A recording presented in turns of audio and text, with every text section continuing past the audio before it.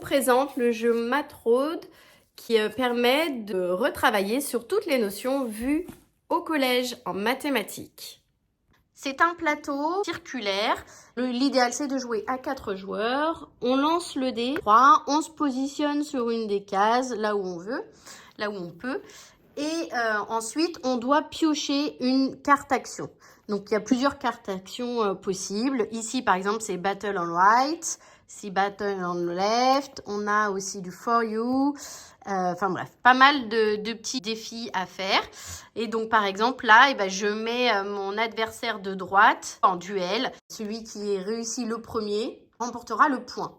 Donc les questions sont classées sous 12 catégories. On a les calculs, par exemple ici, combien y a-t-il de semaines dans 3 années? La réponse est au dos. Proportionnalité, un article passe de 89 € à 116 €. Quel est le pourcentage d'augmentation? Arrondir à l'unité. Ici, une question de logique. Ici, c'est un travail sur les fonctions. Ici, sur les nombres.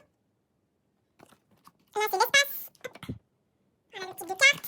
Ici, les transformations. Là, de la géométrie. Du calcul littéral.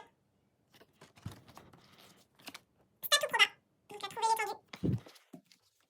Informatique. On a aussi du tableur dans informatique. Hop. Communiquer. Comment traduire ce langage mathématique. Voilà, les cartes à points sont comme ceci. Ici, on a donc les 12 catégories qui sont répertoriées. Plus ici, on coche à chaque fois qu'on a un point, c'est une bulle de rempli. Je leur demande moi de mettre dans une pochette transparente. Comme ça s'efface, ça abîme pas les cartes, même si elles sont plastifiées. Et puis après, ils l'utilisent avec un feutre effaçable, donc le Mida ou autre.